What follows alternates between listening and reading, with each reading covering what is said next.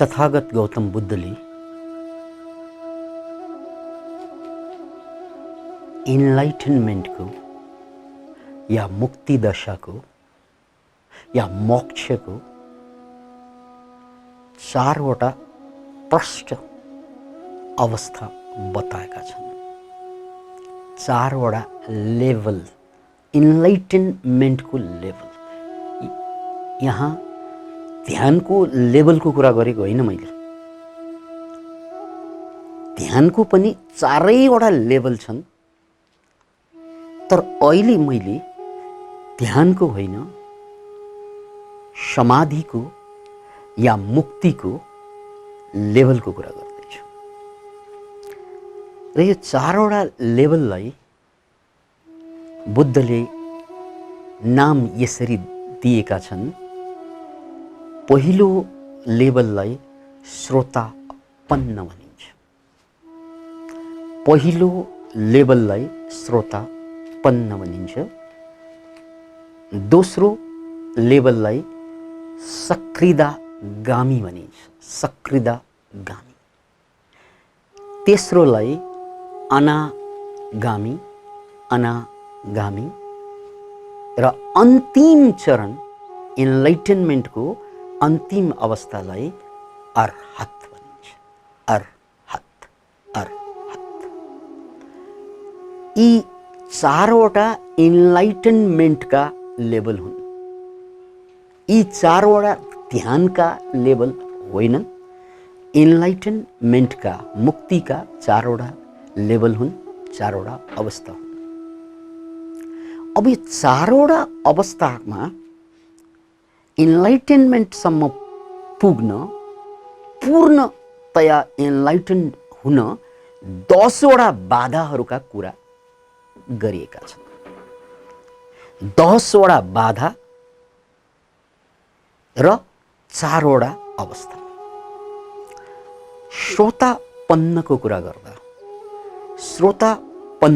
गर्दा यो अवस्था भनेको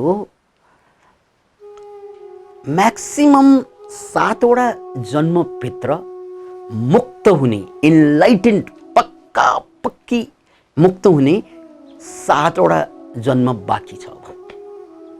किनकि स्रोत आपन्न भनेको म संसारमा भट्किँदै भट्किँदै अब म स्रोततिर आइरहेको छु, अर्थात् स्वयंतिर आइरहेको छु। मान्छे जिन्दगीभर स्वयंबाट संसारतिर भट्किरहेको हुन्छ। उमेर जति जति बढ्यो ऊ स्वयंबाट झन् टाढा झन् टाढा झन् टाढा निस्किन्छ। र श्रोतापन्नको मतलब अब यो आफूबाट टाढा हुने होइन, आफूमा फर्कनु हो। बच्चाहरूलाई हेर्नुहोस्, उनी आफ्नो सेरोफेरो हुन्छन्, हाँस्छन्, नाच्छन्, गाउँछन्, रमाउँछन्, झगडा गर्छन्, खुसी हुन्छन्। एक क्षणमा झगडा पनि बिर्सिदिन्छन्, किनकि उनी अहिले आफूबाट धेरै टाढा भएको हुन्छन्। त्यसैले जिजसले एक ठाउँमा भनेका छन् कि स्वर्गको द्वार केवल बच्चाहरूको लागि मात्रै खुल्छ। के रे स्वर्गको दरवाजा केवल बच्चाहरूको लागि मात्रै खुल्छ। यसको मतलब कि स्वर्ग बच्चाहरू मात्रै जान्छन्? होइन। यहाँ स्वर्गको द्वार बच्चाहरूको लागि खुल्छ भन्नुको मतलब स्वर्ग भनेको परमानन्दको अवस्था। परमानन्दको अवस्था। यो परमानन्दको बोध बालक मानसिकतामा मात्रै प्राप्त हुन्छ। यो बाल्यकालको मानसिकता मात्रै प्राप्त हुन्छ, किनकि त्यहाँ गोजीमा सुक्कु हुँदैनन्, तर जीवनमा मस्ती हुन्छ। न लाल पूर्जा, न सर्टिफिकेटका ठेला, न पैसोको बिटो, केही पनि हुँदैनन्, तर मस्ती अद्भुत हुन्छ। कागजको एउटा पट्टीलाई पनि खेलेर हिँड्न सक्छ। पात पातमा पनि आनन्द भेट्टाउँछ। किन इमाजिन श्वास श्वासमा आनन्द भनिन्छ नि, हो उनीहरूको पनि लगभग श्वास श्वासमा आनन्दको अनुभूति गरिरहेका हुन्छन्, रमाइरहेका हुन्छन् बच्चाहरू। किन जन्मिना साथ हामी जम्मै यही आनन्दको सेरोफेरोमा हुन्छौँ। तर जसै जसै उमेर बढ्दै जान्छ हामी आफूबाट टाढा झन्झन टाढा। अब खुसी आफूमा होइन, खुसी पत्नी, खुसी पति, खुसी छोराछोरी, खुसी धन, खुसी पद, खुसी प्रतिष्ठा, खुसी यात्रा, यानी बाहिरै। खालि उनको अब सबै खुसी बाहिर छन्। एकचोटि बच्चालाई हेर्नुहोस् त, उसले यात्रा गर्नु पर्दैन, ऊ जहाँ छ त्यही खुसी छ, खुसी हुन सक्छ। किन इमेजिन, जहाँ छ त्यही खुसी हुन सक्छ। यहाँनिर मलाई अकबरको एउटा प्रसङ्ग जोड्न मन लागेछ। अकबर बादशाह एक दिन आफ्ना भारदारहरूलाई बोलाएर भन्छन्, भारदारहरू हो, अनर्थ भएको छ आज। के भयो महाराज, हजुरमाथि त्यस्तो के पर्यो? मेरो जुङ्गा तानिदियो कसैले, भन्नु अब तिमीहरूले नै। हाम्रो कानुन अनुसार चाहिँ त्यसलाई के दण्ड दियो? जहाँ पनाह हजुरको जुङ्गा तानिदिएको, त्यस्तोलाई त मृत्युदण्ड हो सिधै। सम्राटको जुङ्गामा हात, सम्राटको गाँठमा जसले हात फेराउँछ त्यो त सिधा हात काटेर त्यसलाई चाहिँ सुली चढाइदिनु पर्छ। सबैले सिफारिस गरे, तर बिरबल मुसमुस हाँसिरहेका थिए। बिरबल, तिमी सहमति छैनौ कि क्या हो यिनीहरूको कुरामा? महाराज, म सहमति छैन। के छ त तिम्रो मति? महाराज, जसले हजुरको जुङ्गा तान्ने साहस गरे त्यसको दण्ड त त्यसलाई काखमा राखेर मुवाई खानु हो। राजा दङ्ग हुन्छन्। शाबास। किन भन्नाले राजाको जुङ्गा तान्ने ताकत त त्यो बच्चामा मात्र हुन्छ, अरू कसैमा पनि हुँदैन। किन इमेजिन, राजाको, सम्राटको जुङ्गा तान्ने ताकत त्यो बच्चामा मात्र हुन्छ, अरू कसैमा पनि हुँदैन। र त्यो तान्न पनि खुसी नै हुन्छन् राजा। दण्ड होइन, मुवाई पाइन्छ, स्याबासी पाइन्छ। किन इमेजिन, त्यो हो बच्चा, त्यो हो बालापन, त्यो हो बालापनको ताकत जो हामीले गुमाइसक्यौँ मित्र। बार बार गुमाइसक्यौँ। यो पीडा होइन, अझ बढी गुमाउँदैछौँ। उमेर बढ्दै जान्छ, धनको पहाड खडा हुन्छ, तर सुख त्यो पहाडको पारी भइदिन्छ।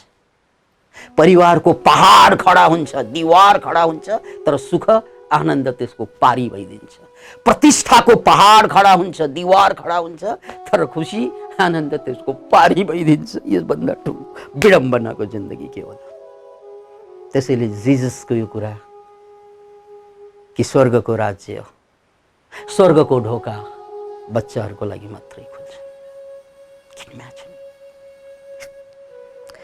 त्यसैले श्रोतापन्न शब्दको मर्मलाई बुझौं, फर्कौं फेरि स्रोततिर।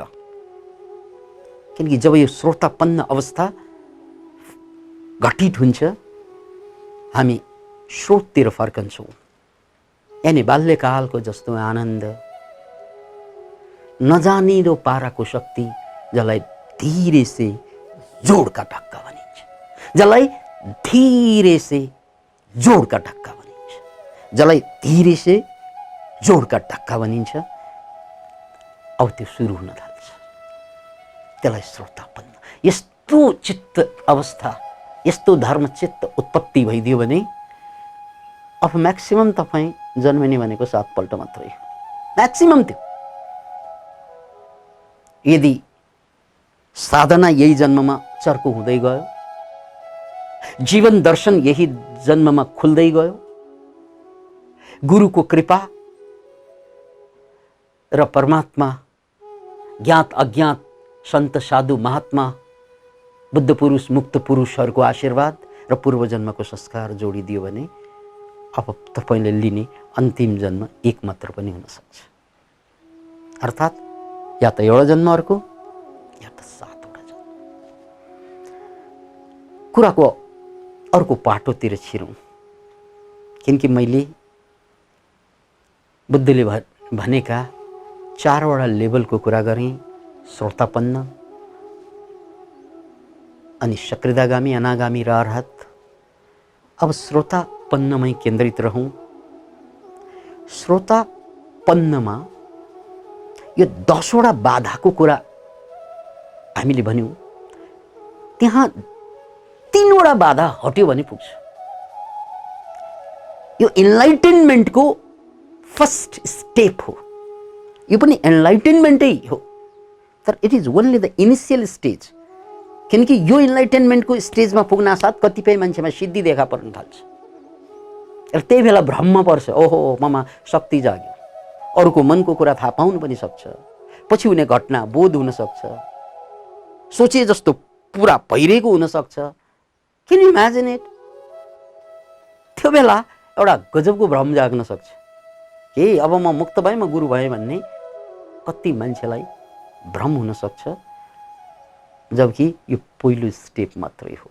त्यसकारण बुद्धले मान्छे यो भ्रममा नपरोस्, साधक यो भ्रममा नपरुन् कि पहिलो लेभलमा नै यो भित्रबाट नजानिनु पारामा आस्टिनका साँप जस्तै सर्प, बाहुला भित्रको सर्प हुर्किए जस्तै हुर्किदियो भने त्यो साधक झन्झन अगाडि बढ्ने ठाउँमा झन्झन अहङ्कारबाट फुलेर पतन पनि हुन सक्छ।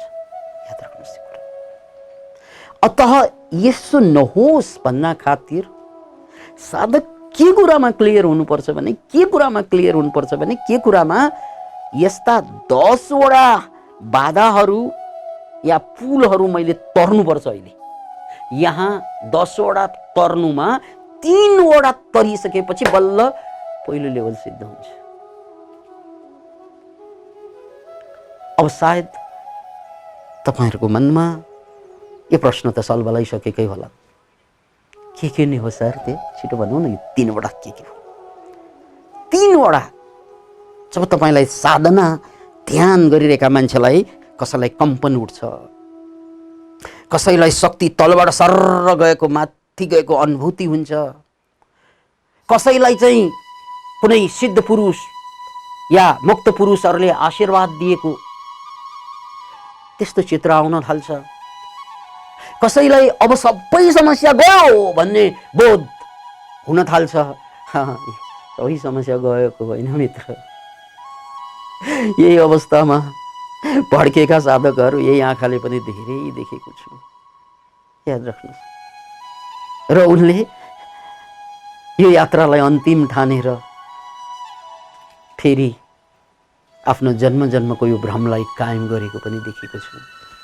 यहाँनिर खलिल जिब्रानको त्यो वचन बडो सान्दर्भिक हुन्छ कि मैले यहाँ मान्छेको 5000 वर्षको इतिहासमा कति मान्छे अँध्यारोबाट उज्यालोतिर बढेको देखेँ।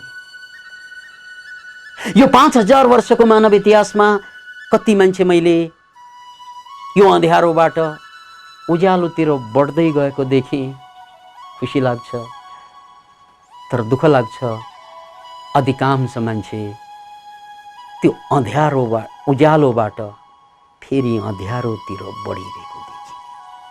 याद राख्नुहोस्, कति मान्छे यो 5000 वर्षमा यो मानव इतिहासमा अँध्यारो छिचोल्दै उज्यालोतिर बढ्छन्, त कति मान्छे उज्यालोमै जन्मिन्छन्, उज्यालोतिर पुगिसकेका हुन्छन्, फेरि बेसी प्रयास गरेर या मूर्खतापूर्ण प्रयास गरेर या मूढतापूर्ण प्रयास गरेर त्यो उज्यालोबाट यात्राको नाउँमा फेरि अँध्यारोतिर पनि गइरहेको देख्छु। त्यहाँ मलाई रुन आउँछ, मलाई पीडा हुन्छ।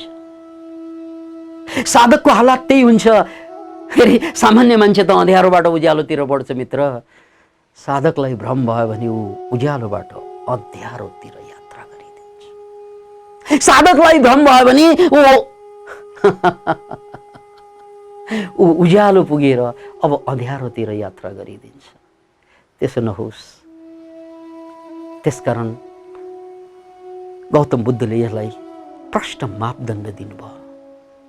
किनकि एकचोटि पुगिसकेको मान्छे, जो 7 वटा जन्म म्याक्सिमम लिने मान्छे, यदि पतन भइदियो भने फेरि नराम्ररी फसिदिन्छ। र ऊ मात्रै पतन हुँदैनन्, फेरि उनले बनाएका समूहलाई लिएर डुब्छन् यिनीहरू।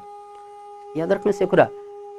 सायद यो कुरा यहाँले प्रष्ट रूपमा, ऐतिहासिक रूपमा, प्रामाणिक रूपमा बुझ्न खोजिरहनु भएको होला, के प्रमाण छ सर?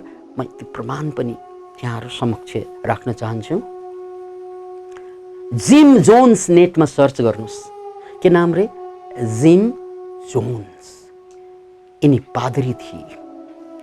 यिनलाई पनि यस्तै भ्रम भयो कि मैले परमात्मालाई पाइसकेँ, मैले परमात्मालाई बोध गरिसकेँ, म पुगिसकेँ।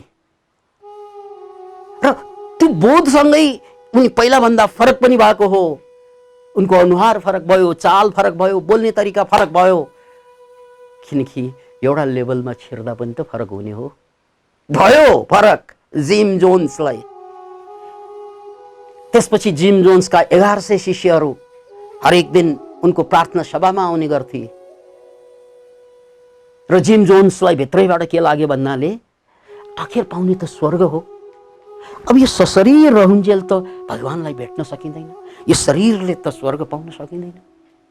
अब हामीलाई जीवन र मरणको मतलबै भइसकेको छैन, असक्यो।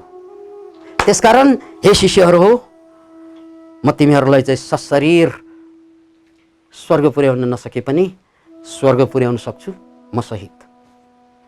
गर्ने के त भन्नाले सबैले विषपान गर्ने एकसाथ। नाम याद राख्नुहोस्, इट इज द फ्याक्ट। यसलाई चाहिँ जिम जोन्स भनेर नेटमा सर्च गरेपछि सबै इतिहास खुल्छ। 1100 झन्डै 1100 उनका भक्तहरू एक चिहान भइदिए।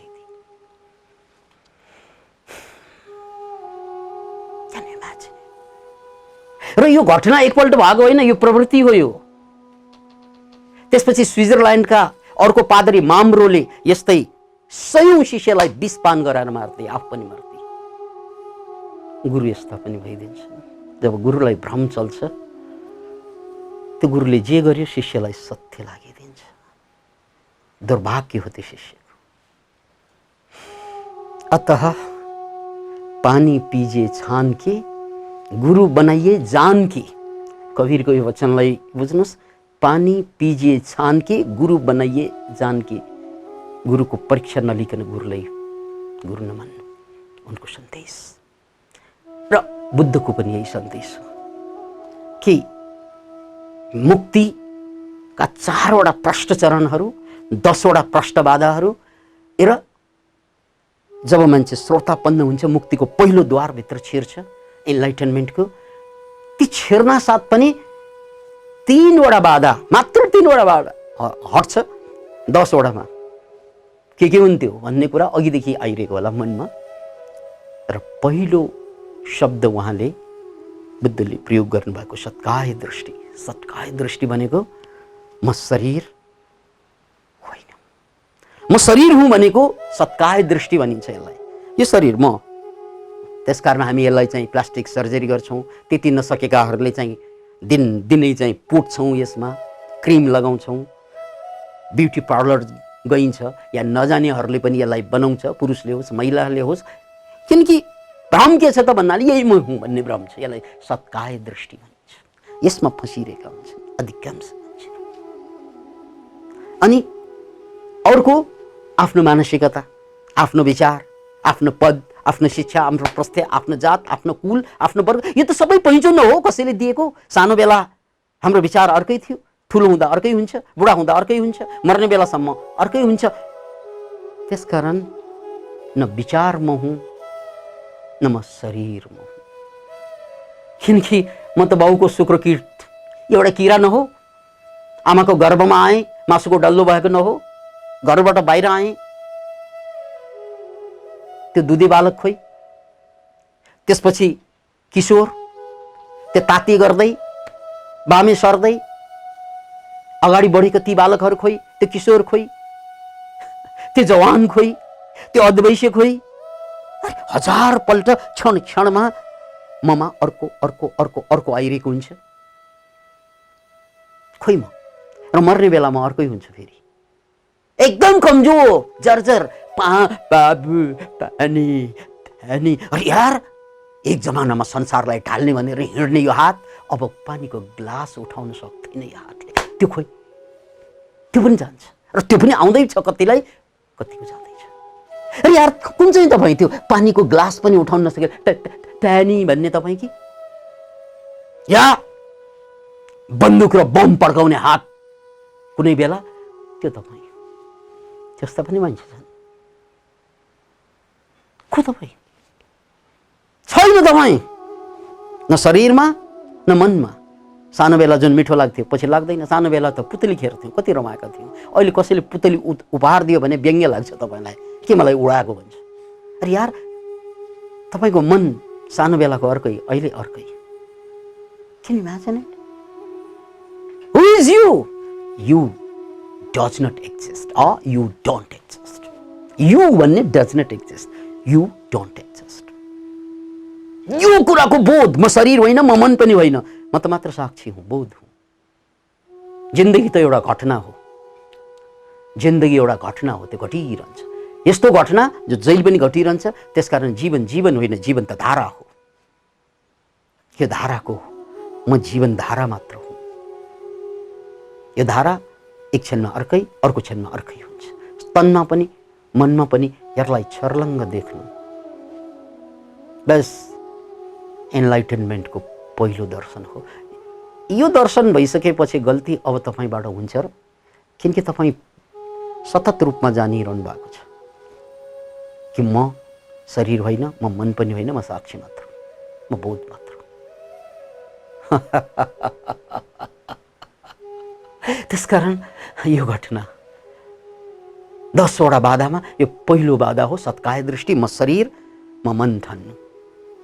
अनि दोस्रो त्यसलाई विचिकित्सा भनियो। त्यो भनेको शङ्का।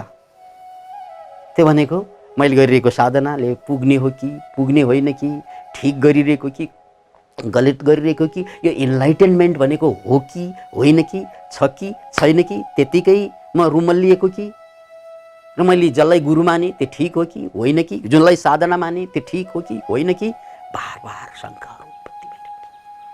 यो अर्को बाधा हो इन्लाइटेनमेन्टको।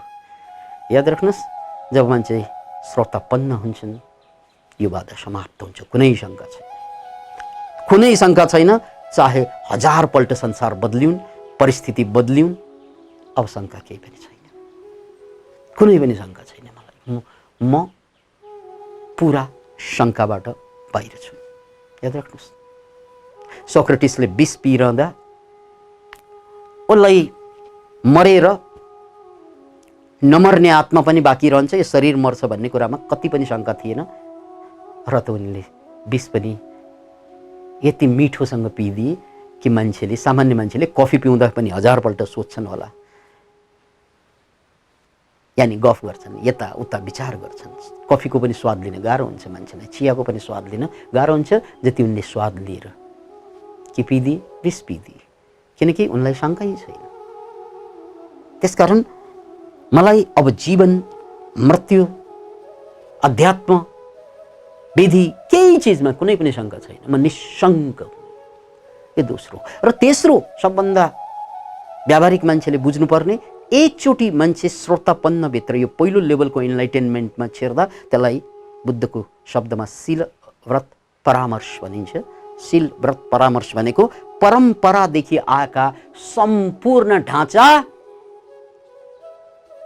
9 रेक्टर स्केल भन्दा बढीको भुइँचालो जाँदा जसरी ठुला ठुला बिल्डिङहरू धुलिसात हुन्छन्, त्यस्तै 5000 वर्षदेखि दिएका, मान्छेलाई भिडाइएका जातका कुरा, राष्ट्रका कुरा, वर्गका कुरा, वर्णका कुरा, जति पनि हामीलाई धरोहरको रूपमा सिकाएका यी पुराना कुराहरू, ती सबैको असर समाप्त भइदिन्छ। अब म न जात हुँ, न वर्ग हुँ, न कुनै राष्ट्रभित्रको कुनै राष्ट्रिय व्यक्तित्व हुँ, म केही पनि होइन, म मात्र अस्तित्व हुँ। त्यसकारण अब मलाई 5000 वर्षको यो संस्कृति, यो संस्कार, जसको लागि मान्छे मर्छ, मिटिन्छ, मारिन्छ, त्यो सबै धराशायी भइदिन्छन्, किनकि यी जम्मै पुराना कुराको खोल फोडेर बाहिर निस्किदिन्छ। जसरी पन्छीलाई हुर्काउँछ नि अन्डाले, संस्कृति र संस्कारभित्र हुर्किएका होइनौँ हामीहरू। सबै मान्छे कुनै संस्कृति, कुनै संस्कार, कुनै देश, कुनै भाषा, कुनै जाति, कुनै वर्ग भित्र चाहिँ हुर्किएको हुन्छ। त्यो अन्डाको छिल्को हो।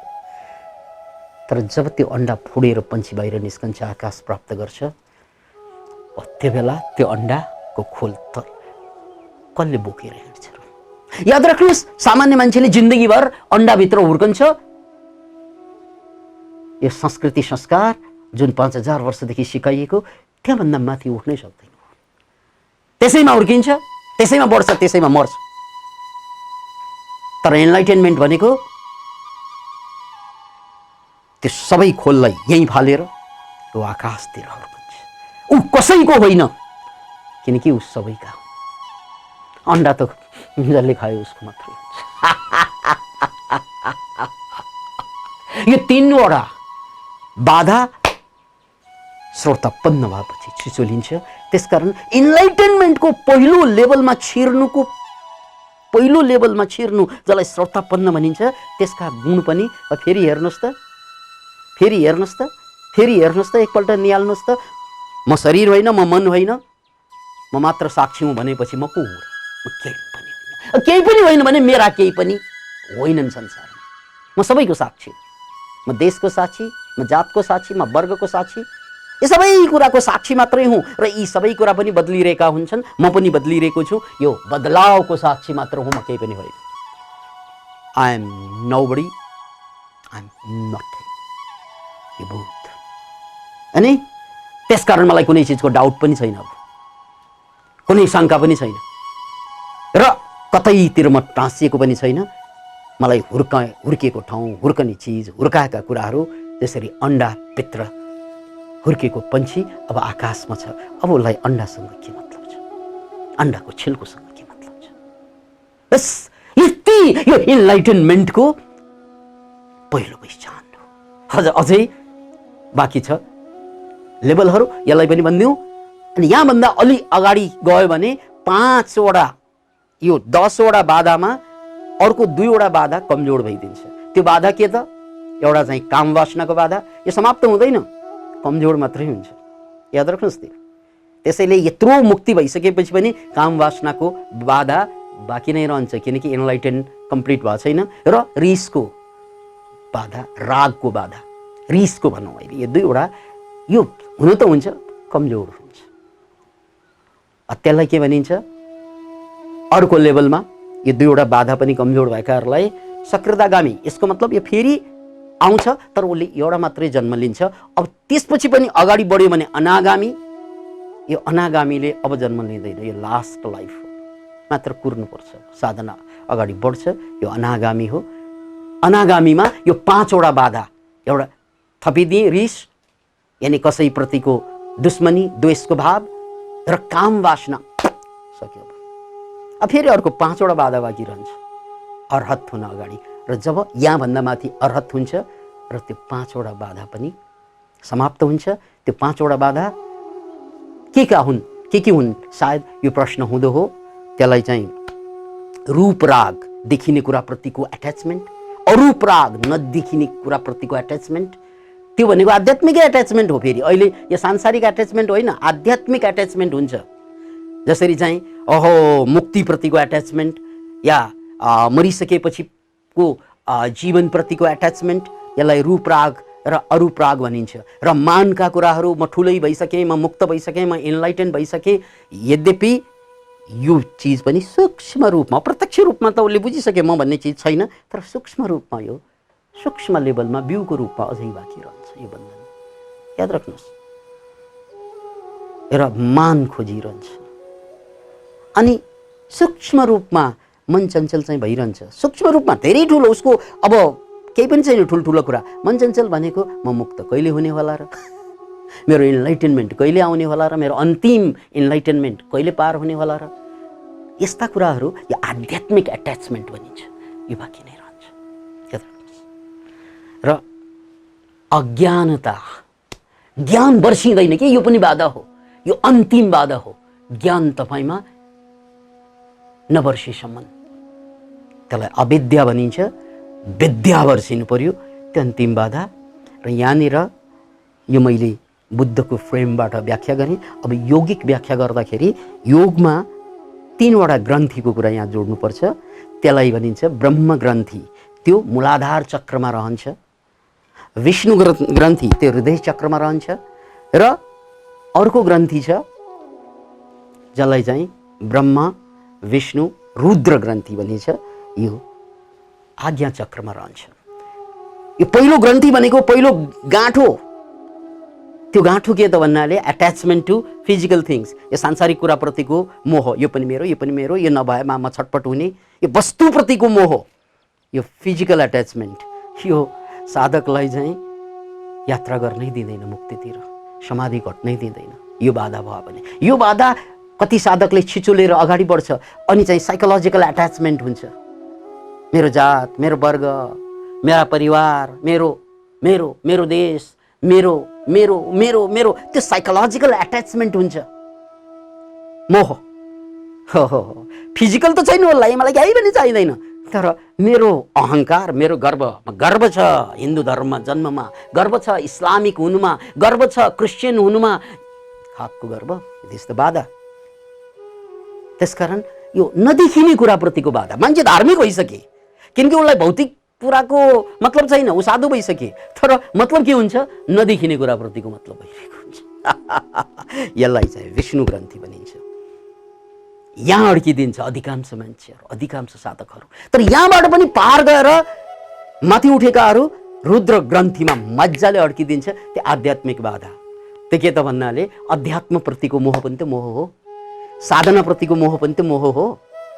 अरे यार, इन्लाइटनमेन्ट, मुक्ति, साधना, आहा अब संसार केही होइन, वस्तु केही होइन भनेर आयो। अब चाहिँ मानसिक बाधा पनि केही होइन, यो जात वर्ग वर्ण मेरो तेरो केही होइन, यो पनि आए। तर अन्तिममा अध्यात्म सबभन्दा ठुलो कुरा हो, मुक्ति सबभन्दा ठुलो कुरा, यो हो सबभन्दा अन्तिम बाधा। यसलाई रुद्र ग्रन्थी भनिन्छ। र याद राख्नुहोस्, त्यो पनि पार भएपछि मान्छे बिल्कुल नोबडी, म केही पनि होइन, केही पनि नभएपछि मेरो केही पनि छैन, द्याट इज मुक्ति, द्याट इज फ्रिडम। अनि त्योभन्दा शक्तिशाली अस्तित्वहरू को होला?